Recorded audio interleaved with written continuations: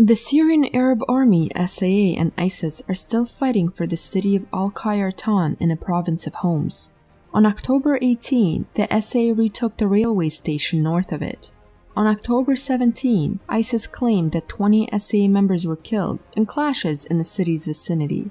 According to local sources, the SAA has still not started a direct storm of the city because ISIS uses local civilians as human shields. In Deir ez-Zor province, the SAA has advanced against north of the provincial capital on the eastern bank of the Euphrates. According to pro-government sources, all villages there are now under control of government troops. However, these reports still have to be confirmed by photos or videos.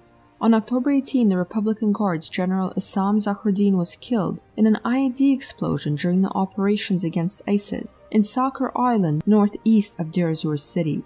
Zahruddin was one of the most prominent Syrian generals and a hero of the battle for Deir ez-Zor. He has been leading government troops defending the city from ISIS terrorists over the past years. Under his command, local government troops kept control over the military airbase and part of the urban area until the unblocking force reached the city and broke the ISIS siege in September 2017. On the same day, White House Press Secretary Sarah Huckabee accused the Syrian-Iranian-Russian alliance of hindering the US-led coalition's efforts against ISIS during the battle for Raqqa City.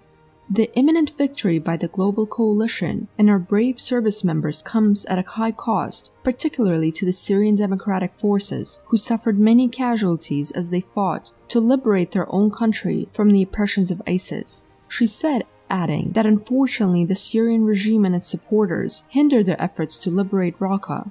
Instead of focusing on fighting ISIS, the pro-regime forces attacked our partners and attempted to block them from liberating the Syrian people from the brutality of ISIS.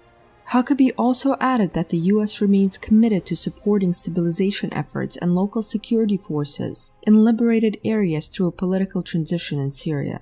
During the Obama administration, the words political transition meant that the US is seeking to overthrow Assad and to enforce the rule of the moderate opposition, accidentally linked to Al-Qaeda in Damascus.